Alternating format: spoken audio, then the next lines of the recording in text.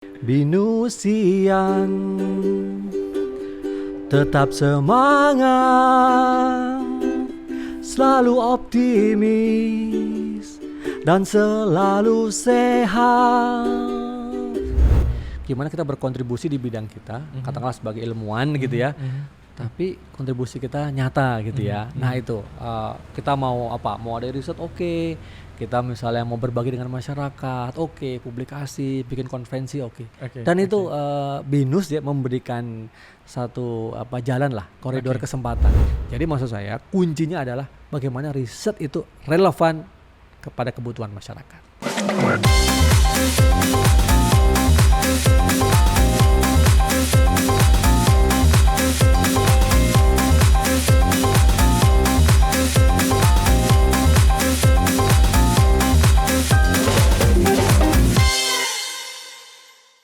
Oke, hari ini kita kedatangan spesial, tamu yang luar biasa dalam rangka Dies Natalis BINUS University yang ke-40 akan menghadirkan tokoh-tokoh atau sosok-sosok di mana mereka-mereka lah yang selalu memberikan kontribusi buat pendidikan dan juga buat BINUS itu sendiri. Telah hadir di tengah-tengah kita profesor termuda di Indonesia yang paling terkenal di TV. Saya sering lihat dia di acara-acara TV. Kita hadirkan Prof. Tirta. Silakan, Prof. Halo, Pak Aris. Apa kabar nih? Jadi, kayaknya pegang ini udah disuruh nyanyi. Oh iya dong. Oh gitu ya. Nanti kita akan cerita banyak ya. Oh Silakan, gitu. Prof. Oke.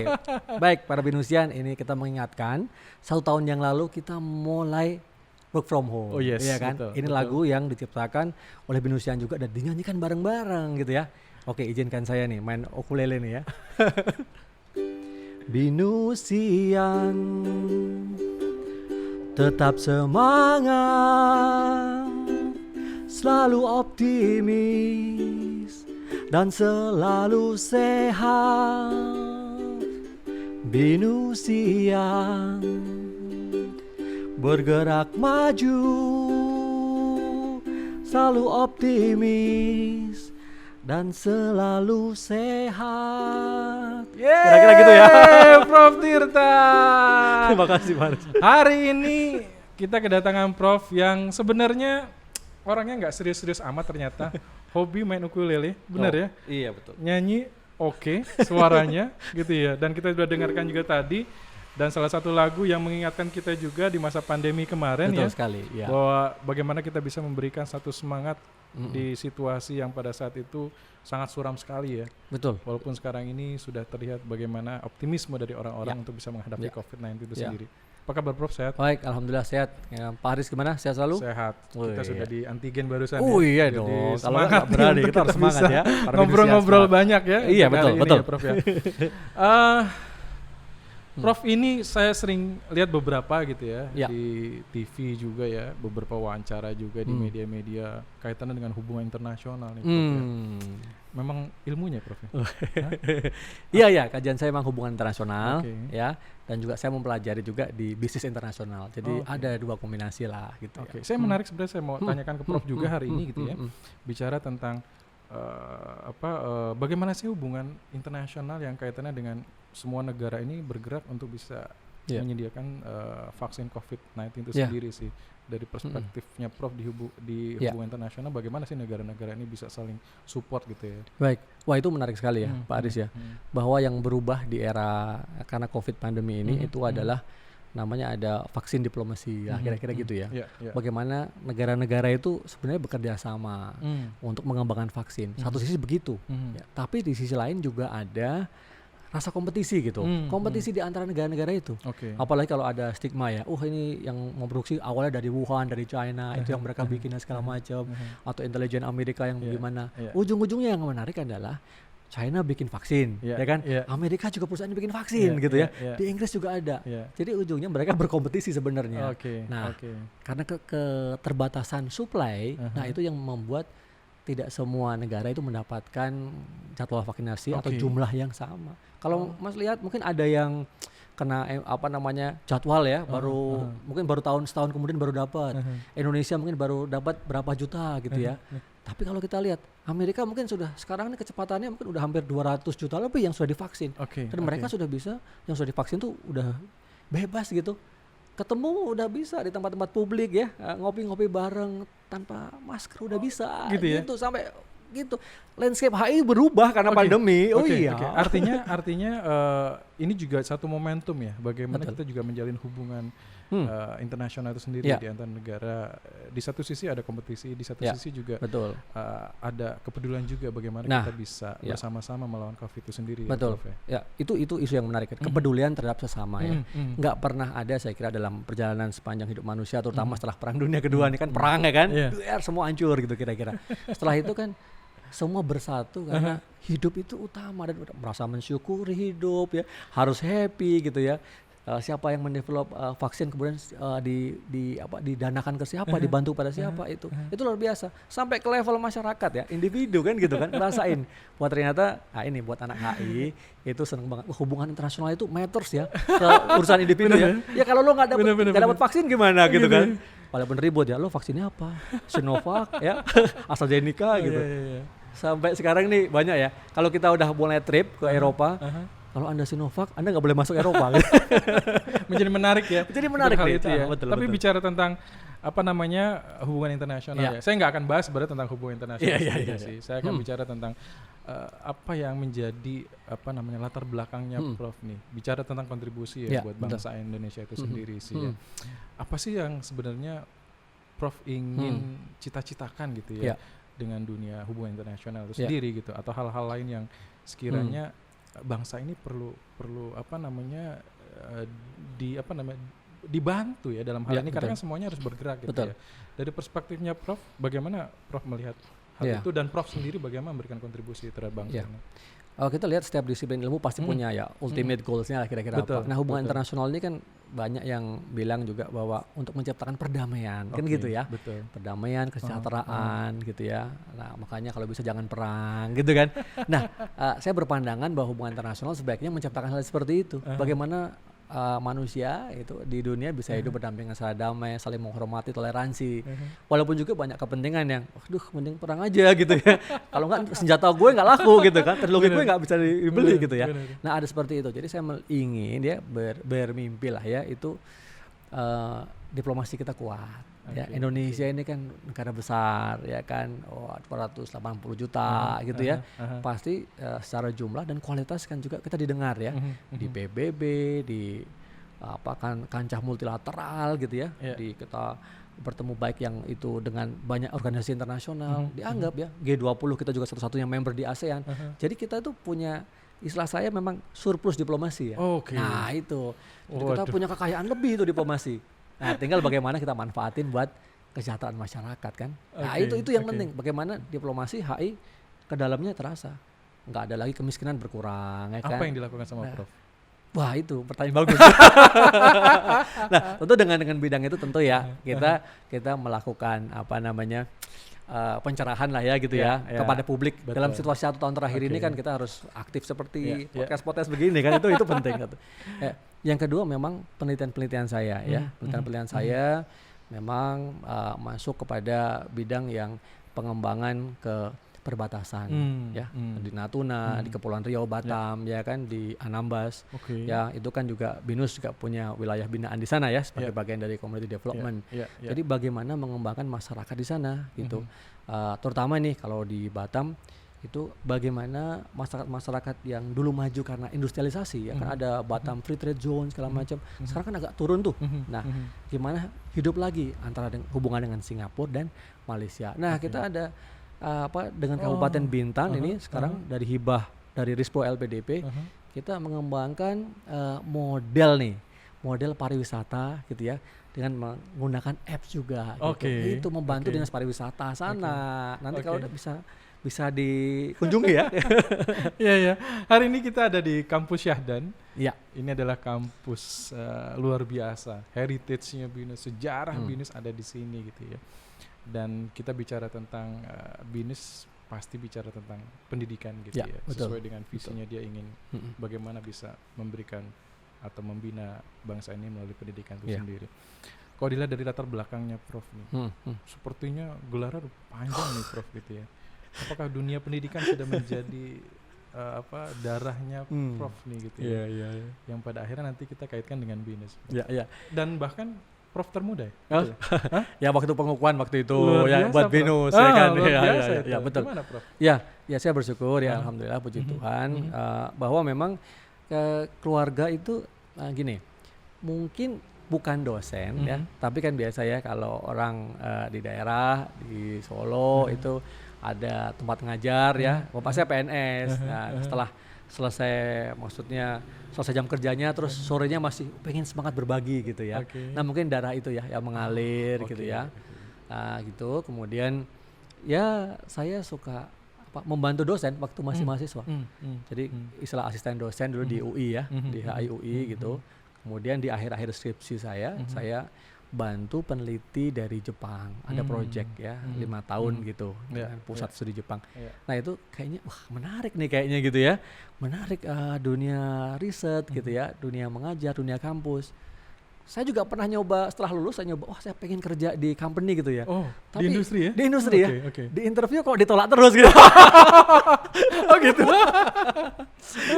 Jadi bukannya pernah nggak nyoba, tapi itu ternyata menarik ya. Mungkin dunia saya, pilihan saya ternyata garisnya bawa ke situ gitu.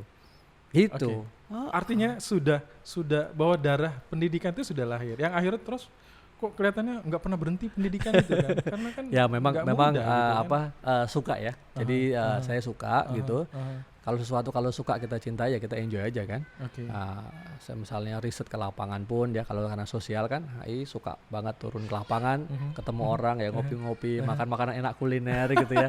Wawancara orang itu satu hal yang kenikmatan. Memang berbagi mungkin ya Pak Haris ya. Saya emang suka berbagi, mungkin jiwanya orang sosial suka ngomong gitu ya. Jadi apa yang kita miliki kalau nggak dibagi rasanya susah. Diplomasi terus nih ya. Diplomasi terus. Negosiasi terus. Jago ngeles nih kayaknya nih ya. Ya akhirnya Prof berlabuh nih di BINUS sebagai lembaga pendidikan gitu ya. Setelah saya lihat bagaimana perjalanan Prof juga mengenyam pendidikan juga yang dimana tidak sembarangan juga perguruan tinggi yang Prof juga gali ilmunya gitu ya. Udah berapa lama sih Prof atau bergabung di BINUS Prof? Ya di BINUS mungkin udah mungkin ini tahun ke-11 ya. 11 tahun ya Prof? Iya 11 ya mungkin. Nggak berasa ya? Nggak berasa. Ya itu makanya mungkin dari karir akademik saya mungkin ya sudah paling banyak ada di BINUS ya. Setelah sebelumnya saya di UI gitu ya. Nah itu memang satu perjalanan yang luar biasa ya. Karena tadi saya udah di mimpi ya ingin kalau bisa tuh gini, kalau bisa dari saya sendiri sih mikirnya gimana kita berkontribusi di bidang kita, katakanlah sebagai ilmuwan gitu ya. Tapi kontribusi kita nyata gitu ya. Nah itu kita mau ada riset kita misalnya mau berbagi dengan masyarakat publikasi, bikin konferensi dan itu BINUS ya memberikan satu jalan lah, koridor kesempatan dan itu luar biasa. Saya mensyukuri lah ya 10-11 tahun ini luar biasa. Kalau nggak salah 10-11 tahun itu kita baru buka program hubungan internasional, benar? Betul sekali. Yang saya ingat tuh waktu itu seperti itu dan kajernya langsung Prof Tita. Iya betul. Jadi saya diamanati oleh BINUS ya. Kenapa memilih? Kenapa mengambil kesempatan atau tantangan itu Prof? Ya itu ternyata mungkin dan di BINUS lagi gitu. Jadi mungkin itu bertemu ya. Jadi bertemu idealisme saya waktu itu dokter muda ya sekitar 2010 saya. Terus ada BINUS memang ada tawaran untuk mengembangkan program HI. Memang HI ini memang banyak peminatnya gitu ya. Nah, tapi kemudian saya tawarkan konsep ya dengan teman-teman lah yaitu konsep kalau BINUS sebaiknya mengembangkan HI yang jangan seperti yang umumnya gitu. Kedepankan aspek ada bisnisnya. Diplomasi perdagangan, diplomasi bisnis, terus peran perusahaan multinasional. Kan cocok karena kita kan IT, kita kan bisnisnya hebat gitu ya. Dan ternyata konsep itu alhamdulillah juga diterima oleh BINUS, kita kembangkan bersama-sama dan sekarang sampai 2018 atau 2019 jadi A. Dan from zero sampai A. Oh iya? Wow, berapa tahun waktu itu sempat? Ya, berarti sekitar 7 tahun ya. 6-7 tahun. Betul. Cepat ya Prof ya? Ya, dalam hal biasa. itu ya. Betul. Penetrasinya mulai dari nol loh. Ya. Untuk sampai akhirnya bisa sampai mendapatkan akreditasi A itu Betul. sendiri ya. Ya. Suka dukanya. Tentu kerja teman-teman sama semua kerja BINUS support juga ya kan. Ada suka dukanya. Dukanya yang kan nggak serta merta sukses begitu betul. Aja ya. Apa sih yang menjadi ya pasti ada jatuh bangunnya. Betul gitu ya. Hal itu. Ya tentu tadi kalau dibilang dapat A dari zero juga tidak langsung dapat ya kan, karena kita melewati dua langkah lah, dua term ya, karena kan term pertama biasanya belum ada lulusan, kita nggak mungkin dapat A. Itu kalau extraordinary lah kalau dapat. Waktu itu dapat B ya, kemudian tapi sebelum akreditasi habis, karena kita udah ada lulusan, atas arahan Pak Rektor juga maju gitu ya, kita maju gitu. Nah sebenarnya suka dukanya itu kita lebih pada ada tantangan ya, ada challenge ya. Di BINUS tuh kalau di challenge tuh senang banget gitu kalau untuk orang-orang yang mungkin kayak saya ini kan, apa coba ide kamu, idenya apa, coba laksanakan bisa Kak, gitu kira-kira ya. Terus kalau bisa membuktikan itu rasanya itu wah luar biasa gitu ya, bisa ya gitu. Jadi ada impian tapi kemudian bisa jadi nyata gitu. Nah ya jadi kerja keras. Jadi kalau memang orang-orang yang dulunya dari mungkin ya kampus-kampus di luar BINUS gitu, mungkin agak shock juga kerjanya gini ya gitu ya gitu ya. Saya hampir 20 tahun lebih ya saya di BINUS gitu ya. Artinya hormat dulu sama senior. Gitu ya. Oh enggak lah. Kita punya bidangnya masing-masing. Yang saya menarik, yang saya perhatikan juga ya. Kan saya juga selalu berhubungan ya.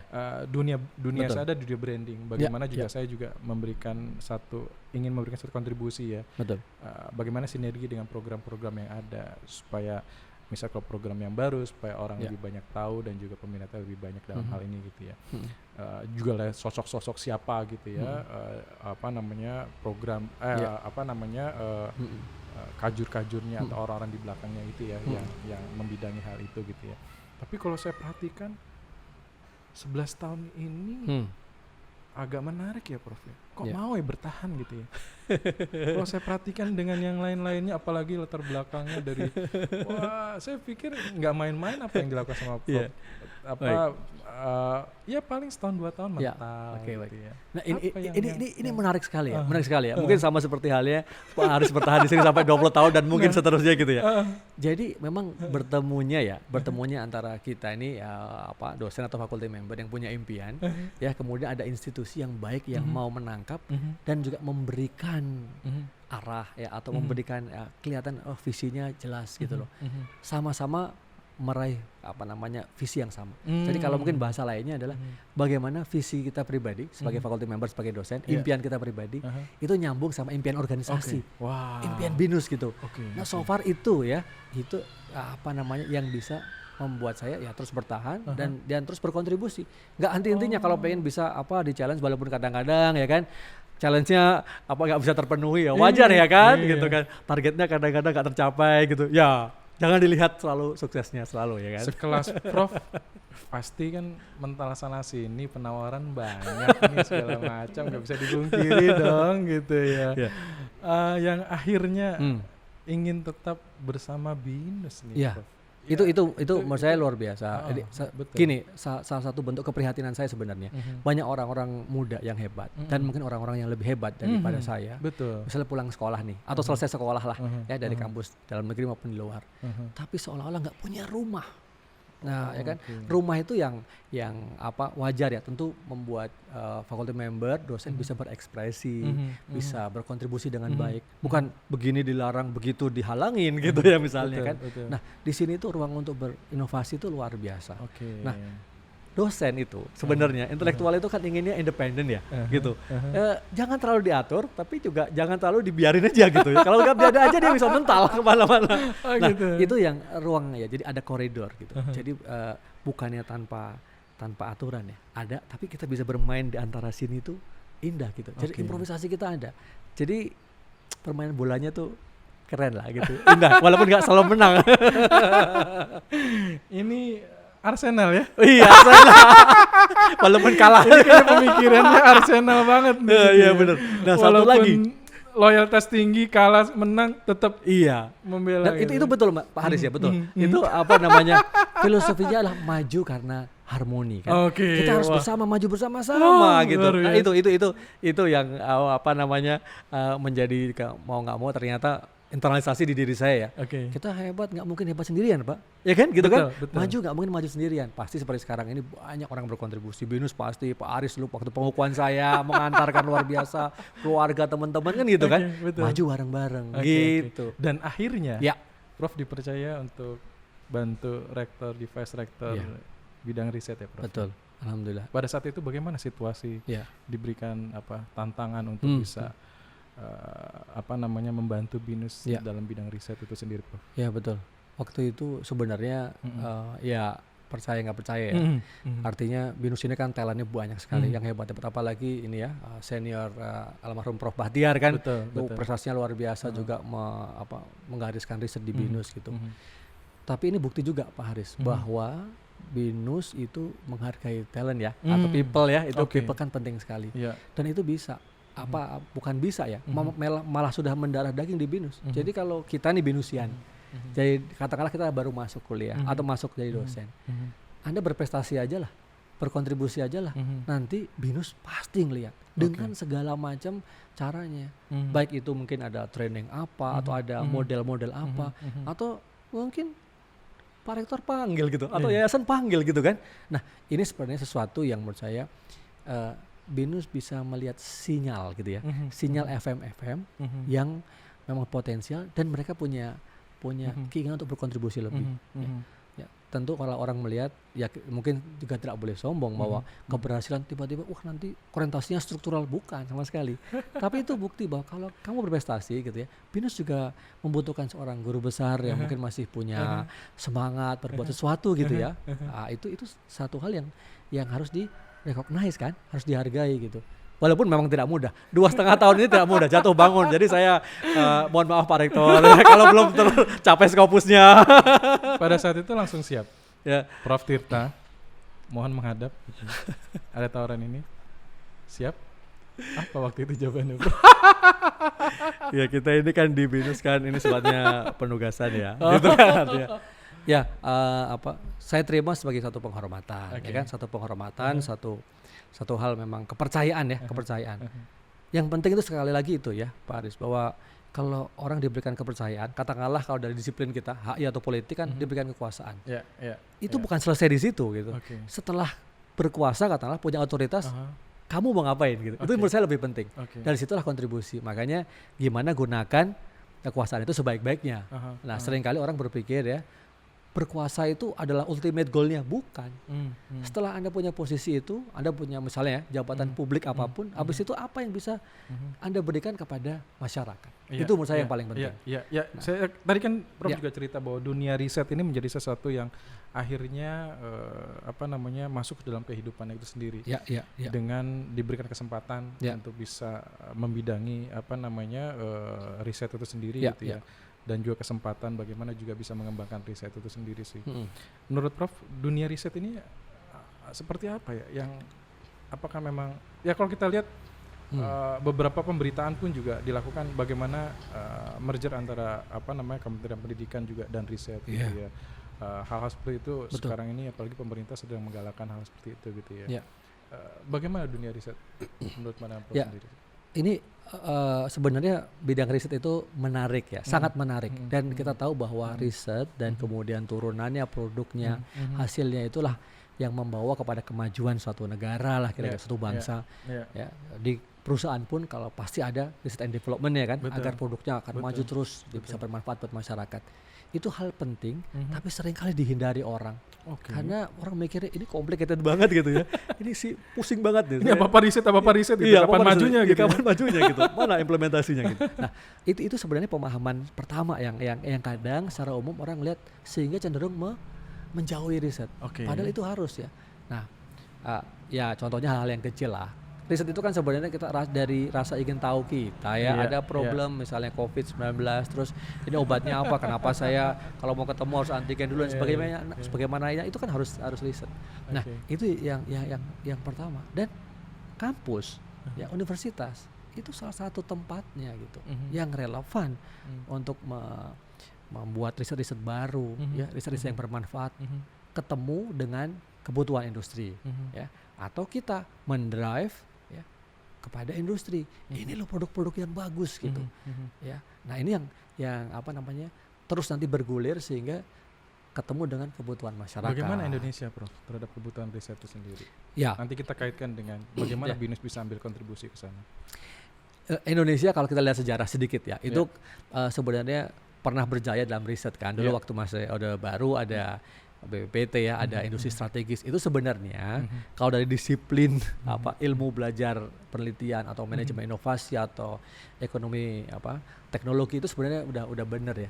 Ada di pick up beberapa champion industri ya, 5 atau 6 industri strategis ya, pesawat, kapal gitu, kapal selam gitu ya, kereta api dan segala macam untuk jadikan penggerak ya. Dari situ nanti industri turunannya itu jalan. Nah, cuman memang sayangnya waktu itu situasi sosial politik ekonomi ya, kemudian dana itu kan membutuhkan besar sekali ya, namanya riset kalau seperti itu ya ya kan. PT Dirgantara Indonesia ya, PT Nurtanio atau apa bisa bikin pesawat, itu kan saya kira salah satu legacy ya Pak Habibie dan tim ya, yang sekarang kita bisa lihat ternyata kita bisa bikin pesawat dan betul gitu kan. Itu contoh aja, tetapi tidak diikuti dengan aspek bisnisnya yang bagus, tata kelolanya kurang bagus. Nah, sekarang ini mestinya ya sudah keburu sistem politiknya ya kan lebih demokratis ya. Kita salah sedikit atau pengambilan kebijakan yang gak transparan langsung kena gempur, netizen rame. Jadi itu konteksnya berubah. Jadi makanya bagaimana mengembangkan riset di Indonesia ya sekarang harus siap terbuka terhadap publik gitu. Jadi jangan lagi mengembangkan riset yang memang tidak dibutuhkan oleh publik. Seperti ini contoh sekarang ya, Pak Jokowi di periode 2 ini fokus ke pengembangan teknologi yang aplikatif ya, applied technology. Kayaknya simple gitu ya. Karena sebenarnya negara maju itu awalnya pasti sebenarnya basic science ya, basic research dulu kan. Hal-hal yang frontier lah, teknologi inovasi. Tapi kan nggak bisa kalau negara seperti Indonesia ya, infrastrukturnya belum banyak. Betul. Tapi kan sudah bertahun-tahun kita merdeka, infrastruktur dari industri strategis sudah ada. Gimana? Menurut saya ini cerdik sebenarnya. Cuman ya kan, saya nggak tahu di periode kedua ini kenapa ada Brin dipindah, Ristek dipindah. Kalau yang pertama menurut saya sebenarnya cukup cantik ya, karena Ristek ya itu Dikti itu digabung ya. Jadi menurut saya ada keterkaitan antara pendidikan tinggi ya dan risetnya itu nyambung. Kalau 5 tahun masih belum kelihatan hasilnya ya kita tunggulah, sabar sebentar gitu ya kira-kira ya. Ya itu dunia yang mungkin itu dunia yang lain ya. Yang hal-hal yang mungkin kita juga melihat apa ya maksudnya gitu ya. Sampai bertanya-tanya juga dalam hal ini. Nah, tadi bicara tentang kontribusi Prof di BINUS ya. Bagaimana mengisi kekosongan yang ada yang tadi Prof sampaikan kaitannya dengan kebutuhan riset di Indonesia itu sendiri. Betul. Jadi kalau kita lihat ya dari yang kita punya nih, kita punya champion dari researcher hebat ya. Itu kalau applied technology, applied research itu sebenarnya udah pas ya. Kita kan IT ya, kuatan di situ ya, aplikasi banyak ya kan. Nah, itu misalnya kemarin ya kita ada robot Nayakalara misalnya. Betul. Jadi inovasi itu ya, kalau di tataran kita nih di emerging economies kayak Indonesia ini ya, bukan frontier, bukan developed countries, bikin sesuatu yang modifikasi aja dari yang existing ya, memberikan fungsi yang lebih bagus, kemudian juga harganya mungkin yang lebih murah. Nah, itu sudah merupakan suatu teknologi yang diaplikasikan pada masyarakat. Yang penting kan masyarakat bisa memanfaatkannya dengan mungkin harga yang lebih murah atau terjangkau gitu ya. Nah, kita punya peluang di situ ya, yang IT base atau mungkin application base atau sistem informasi itu pasti kita udah frontier di situ. Gimana kemudian kita kombinasikan dengan kebutuhan masyarakat, pinter-pinter kita. Misalnya tadi yang untuk COVID ya, robot Nayakalara, kemudian misalnya deteksi suhu ya kan. Deteksi suhu sebenarnya mungkin banyak tersedia di pasaran. Tapi bisa nggak yang harganya itu affordable, lebih murah, terus ada fitur tambahan. Nah, kemarin Prof Widodo dan tim bikin yang bisa melihat kelembapan udara, gitu ya. Gimana lah itu teknisnya gitu ya. Terus kalau misalnya melebihi kadarnya langsung bunyi gitu. Nah, itu contoh. Tinggal ditambahkan sedikit, misalnya kemarin ya ada kalau itu nggak pas tambahin air purifier gitu ya. Jadi biar ada misalnya gitu ya, kelembapannya lebih pas gitu. Nah, ini ada contoh yang dibutuhkan sebenarnya. Nah, ini bukannya tanpa dasar. negara-negara maju ya, Jepang, Korea Selatan, ya, Taiwan, Hong Kong, seperti sekarang China, itu semua start dari kita meniru gitu. Makanya ATM itu sebenarnya bener gitu. Nah, amati teori modifikasi. Nah, begitu sampai taraf modifikasi yang paling tinggi, kita melakukan inovasi gitu, ya kan? Tidak pernah terbayangkan produk-produk dari China. Ya dulu kalau kita mungkin 10-20 tahun lalu, Jepang lebih keren gitu. Wah, made in China. Wah, pasti cepat rusak gitu ya. Tapi sekarang dari mobil, ingat, China udah bisa sampai ke bulan, ya. Jepang belum bisa. Jepang belum bisa bikin pesawat. Iya. Oke. Ini contoh aja. Iya. Ya kita bicara tentang ya riset ini kan sebenarnya tidak serta-merta orang dipaksa untuk melakukan riset. Ya. Tentunya perlu ada budaya yang dibangun juga sehingga riset itu berkembang gitu ya. Bagaimana Prof membangun budaya riset, terutama riset yang riset itu yang ada di BINUS itu sendiri sih Prof? Sebenarnya di BINUS sudah masuk tahap level yang lebih tinggi dari pembudayaan ya. Jadi kita di awal dulu mungkin ketika dari direktur riset kemudian menjadi WR5 itu pembudayaan riset di zaman Prof Bahtiar almarhum itu yang utama ya. Artinya apa?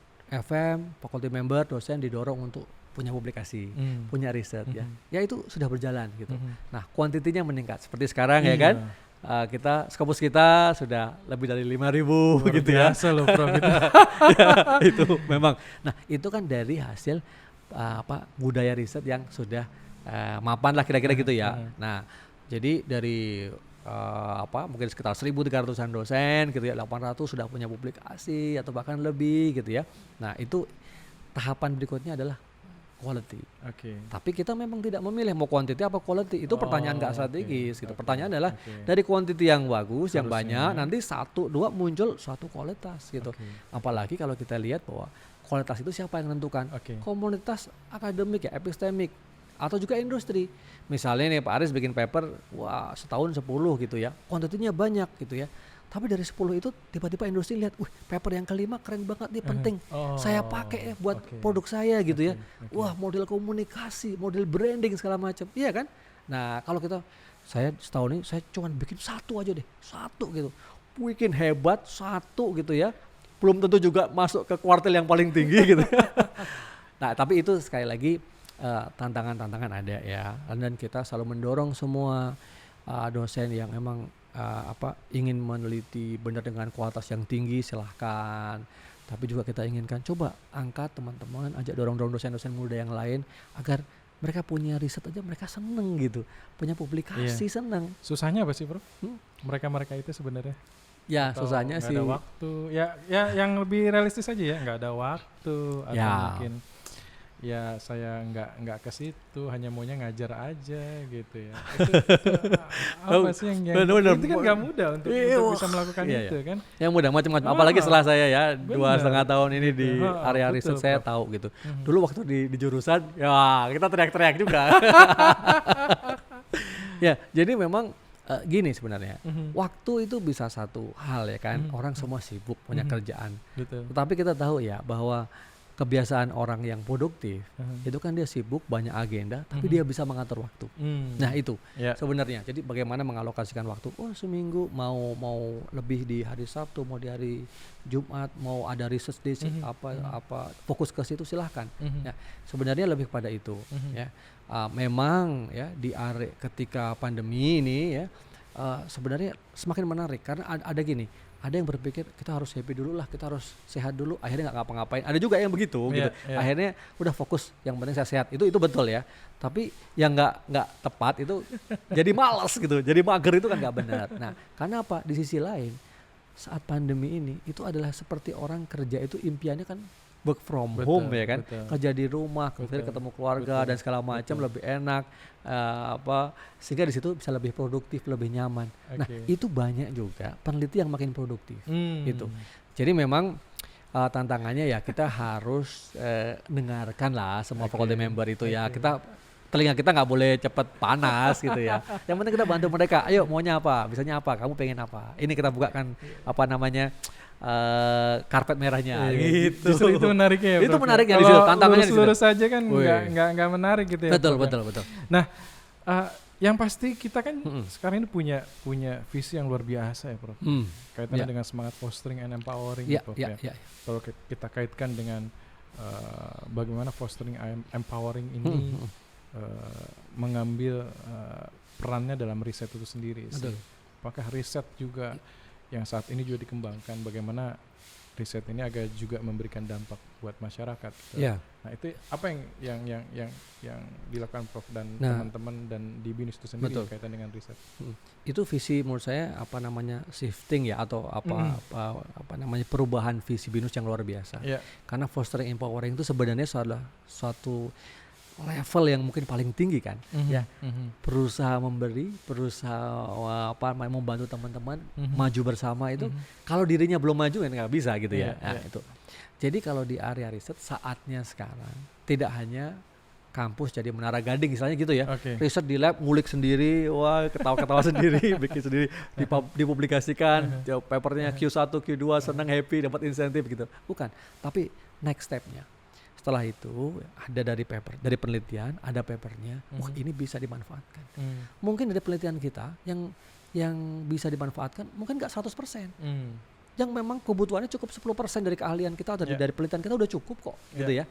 Nah itu misalnya tadi robot, Kalarat. Ada satu hal yang sekarang sedang dikembangkan adalah bayangkan BINUS ya, yang nggak punya latar belakang farmasi kesehatan, bikin nanti ya minuman kesehatan anti kanker. Oh ya? Iya, itu tunggu aja nanti di Lustrum kita ya. Kita tunggu di Lustrum ya teman-teman. Oh ya? Iya, jadi bisa bayangkan sekali kemajuan dari teknologi pangan yang luar biasa. Nah, itu berangkat dari kepedulian ya peneliti kita, Ibu Nesti dan tim melihat bahwa masyarakat Indonesia banyak yang kena kanker kan. Itu gimana? Saya bisa kontribusi apa kan gitu ya. Dari rasa curiosity itu ya, rasa ingin membantu gitu. Nah itu bentuk fostering empowering ya. Jadi sekarang juga didorong, apalagi kalau kita bicara misalnya ngomong KPI nih ya, ada yang baru tuh PI baru teknologi use. Jadi teknologi yang digunakan dari hasil riset gitu. Jadi kita sudah meneliti tahun lalu misalnya ya. Tahun ini hasil riset itu ada aspek teknologinya, apa yang kita bisa pakai. Dan itu diterapkan di komunitas-komunitas. Nah itu kalau bisa ya kan 100 aja per tahun gitu, komunitasnya makin banyak. Nah itulah fostering empowering gitu ya. Nah makanya di Lustrum ini juga menarik karena banyak apresiasi yang akan diberikan oleh BINUS ya kepada para peneliti-peneliti hebat. Itu Pak Aris. Ya. Program apa sih Prof yang Prof akan lakukan di dunia riset kaitannya dengan unit Prof yang sekarang ini juga RTTO kembangkan juga gitu ya. Apa sih yang akan mungkin punya mimpi besar terhadap pengembangan dari riset-riset yang ada ini terutama di BINUS itu sendiri sih? Ya betul. Jadi ini pertanyaan yang menurut saya bagus ya, mendalam ya gitu, mendalam bahwa BINUS bukan riset yang bukan kampus yang memang mengatakan, mendeklarasikan bahwa sebagai kampus yang riset kampus, bukan riset based campus lah kira-kira gitu ya, kampus yang berbasis riset ya, bukan kampus berbasis kampus yang memang heavy-nya ke riset gitu ya, jadi tidak memilih itu, karena ada yang heavy-nya pengajaran, ada yang heavy-nya penelitian gitu kan, kita memilih jalan kombinasi di antara itu, Pak Rektor selalu begitu. Nah, mimpinya kita bukan berarti riset itu menjadi nomor kesekian, justru kita ini faculty member atau dosen ini adalah resourcesnya ya, yang utama gitu, bahan bakar dari kampus itu gitu. Jadi bagaimana membuat inputannya gitu ya, dosen-dosennya bagus gitu kan, kemudian risetnya bagus ya kan, kemudian outputnya otomatis bisa jadi lebih bagus gitu. Nah ini perlu ekosistem. Ini mimpi besarnya, ini kita ingin membangun satu ekosistem riset lah ya di BINUS, tapi yang menggunakan kompetensi kita yang digital gitu ya. Nanti kan ada teman-teman di BINUS Kris, teman-teman di BINUS Inkubator ya, teman-teman di Research Center, RIG Leader, bagaimana mereka nyaman di sini. Ini kita sedang berusaha juga membuat suatu infrastruktur lah, kira-kira gitu ya. Jadi ekosistem itu infrastruktur. Mungkin seperti kalau di bisnis atau di yang Pak Aris buat itu kan bentuk-bentuk itu, pengen juga kita ada semacam center yang seperti itu ya, kita bisa model-model seperti itu. Jadi idenya kita ingin memfasilitasi FM siapapun, karena kan yang masuk pasti sudah yang biasanya S3 ya ataupun S2 tapi mereka juga punya kualitas tinggi sehingga mereka ingin mimpi mereka itu terwujud di sini. Nah, itu tadi BINUS di riset karena pikirannya adalah BINUS sudah memberikan jalan mimpi saya tercapai. Itu saya ingin juga gitu dengan tim bahwa mimpi-mimpi para researcher yang lain itu juga tercapai. Bikin ekosistem risetnya. Kerjasama dengan semua stakeholders ini, industri ya kan, dengan universitas yang lain. Nggak mungkin kita bisa berdiri sendiri. Apalagi sekarang Mas Menteri ya, Mas Nadiem begitu revolusioner pemikirannya gitu ya. Ya sedikit banyak kan juga kita belajar maupun mereka juga belajar dari kita lah. Itu. Itu. Ya tidak hanya sekedar paper kan, riset itu kan. Ya tidak juga, dong.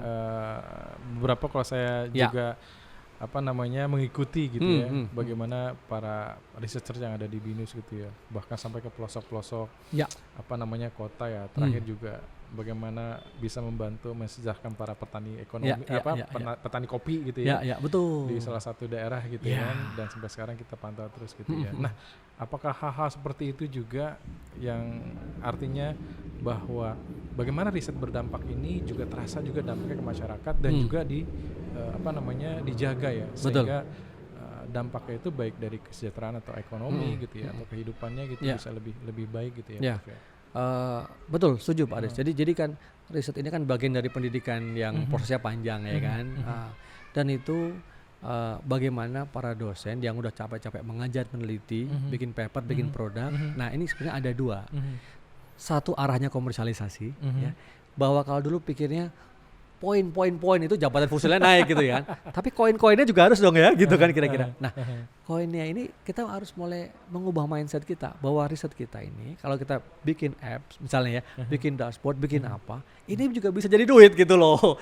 Cuannya ada gitu. Nah ini mindset ini harus dimunculkan atau dikembangkan biar mereka nggak tabu mikirin itu. Jadi apa? Mereka di kampus ya, mereka bisa mimpi-mimpi dia tercapai, nggak perlu dia keluar untuk mengejar bahwa saya pengen punya satu produk saya ini bisa terjual dong, misalnya gitu ya, apalagi dengan kemajuan teknologi digital seperti sekarang. Nah contohnya juga tadi kan beberapa hal, misalnya tadi minuman anti cancer segala macam, ya mungkin kalau kita nanti bisa kita luncurkan di Lustrum, itu sudah menunggu ya banyak hal dari sisi komersialnya, belum kalau dari sisi kontribusi kepada masyarakat. Tadi orang-orang yang mungkin sakit ya kan, yang membutuhkan itu kan tak ternilai, dan buat peneliti itu kan kepuasan. Kalau saya tanya Bu Nesti gimana, saya sih bukan masalah uangnya Prof, tapi bagaimana rasa saya bisa membantu orang yang sakit, waduh rasanya gitu. Ya itu kan, itu kalau semua itu peneliti, lebih dari sekedar nilai rupiah Prof. Betul itu kan. Jadi kalau kita bisa kepuasan seperti itu ya, belum ditambah ini bentuk sebagai mungkin ya rasa syukur kepada Tuhan gitu kan ya, itu juga pengabdian kepada Tuhan, itu mantap banget. Nah kita BINUSian researcher itu kita harapkan juga begitu gitu ya. Betul. Tentunya juga BINUS juga ingin menumbuh kembangkan riset ini di usia muda ya, dalam hal ini pada para mahasiswa gitu. Betul. Ya. Bagaimana mengaitkan antara para researcher yang memang Prof kembangkan juga ya. Bagaimana mensinergikan dengan mahasiswa sendiri bahwa sudah mulai diayomi lah ya. Kalau sekedar memaksa dia untuk diberikan tugas riset itu kan sebenarnya pemaksaan gitu.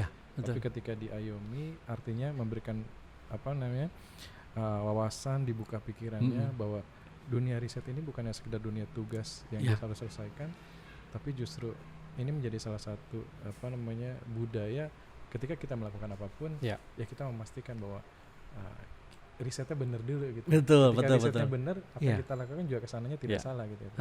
Betul.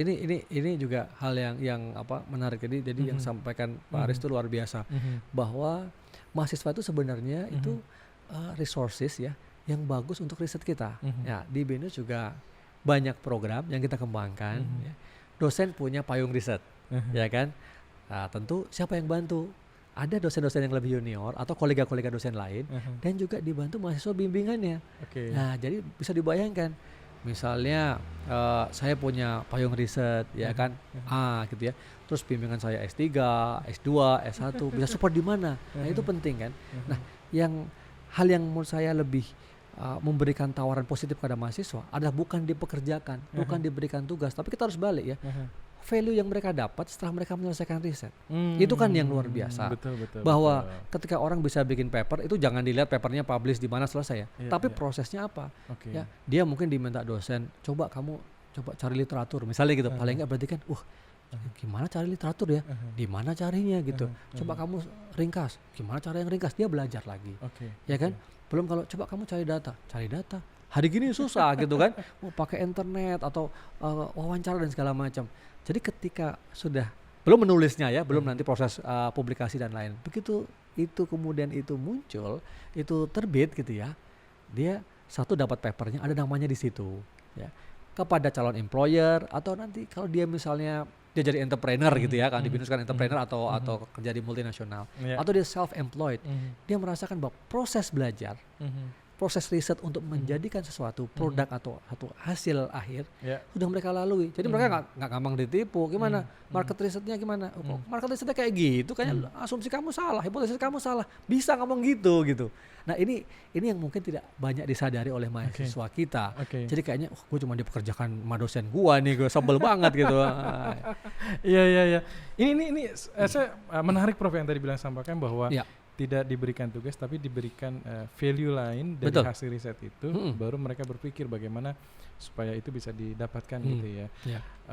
Nah ini juga ketika saya juga di lapangan ya ketemu dengan calon-calon mahasiswa gitu, anak SMA gitu ya di berbagai kota dan lain sebagainya juga. Pertanyaan juga sama sih Prof. Kalau dulu kan kita mau kuliah nih, saya mau kuliah HI gitu kan, saya mau kuliah ekonomi gitu. Kalau dulu kita kuliah begitu kan. Tapi sekarang terbalik Prof gitu. Justru dia menanyakan dulu, saya ini mau jadi apa, lalu kuliahnya apa gitu ya. Nanti kan menjadi pemikiran-pemikiran yang tadi yang Prof sampaikan kan. Sekiranya, wah kok jadi seperti ini gitu ya. Dan akhirnya kan kita sebagai lembaga pendidikan tidak memaksakan bahwa lu harus kuliah ini, tetapi apa Anda butuhnya apa, mimpi Anda seperti apa, baru kita supply atau kita berikan gitu kan.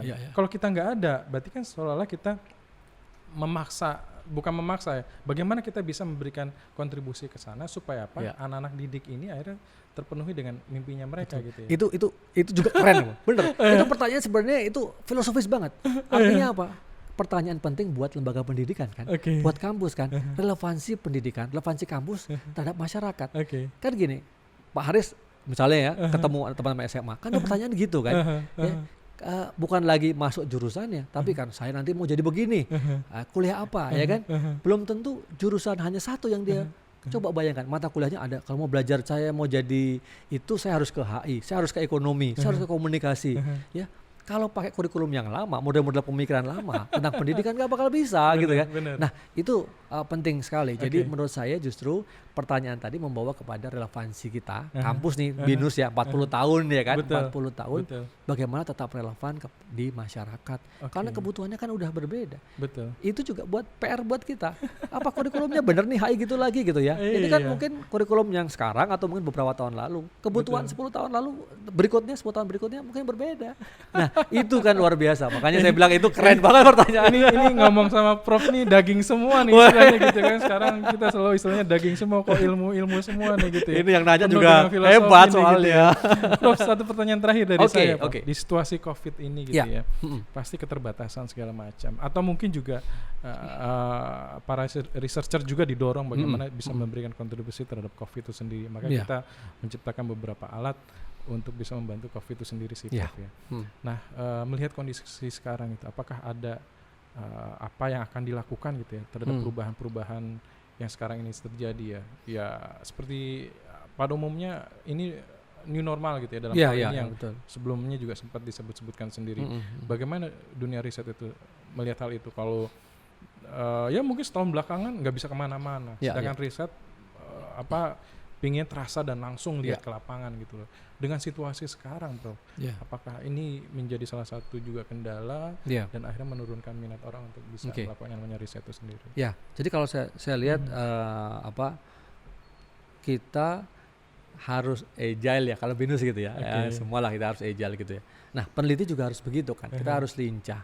Perubahan lingkungan ya, konteksnya berubah, kita harus dapat melakukan adaptasi.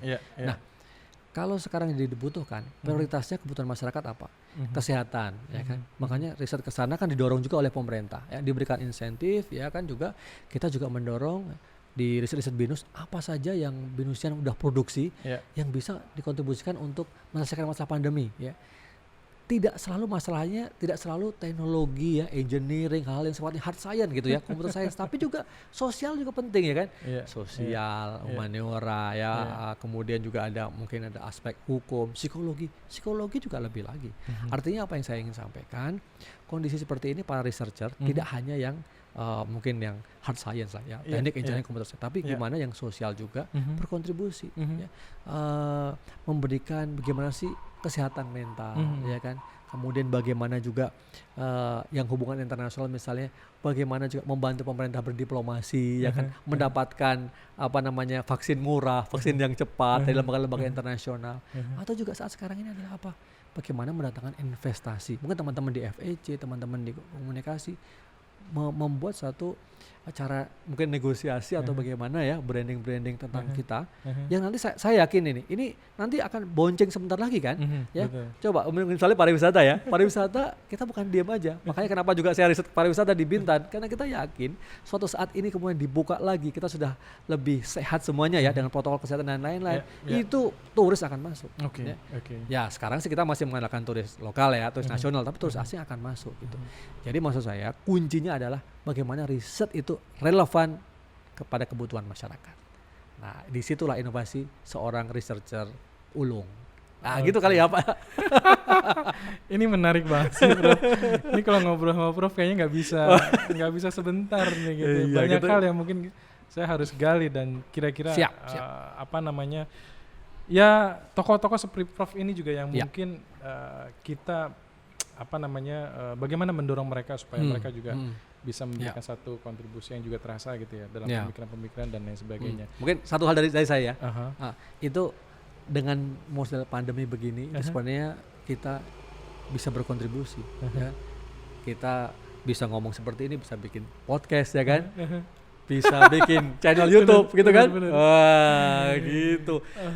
Channel saya sekarang per hari ini 29.000. Nah, itu yang saya percaya, Prof. Oh gitu. Prof ini juga saya pikir Prof itu serius ya orangnya. Ternyata juga banci tampil juga nih, Prof. Banci tampil dong. Dengan ukulelenya, dengan juga aktif di dunia apa namanya sosial media gitu ya.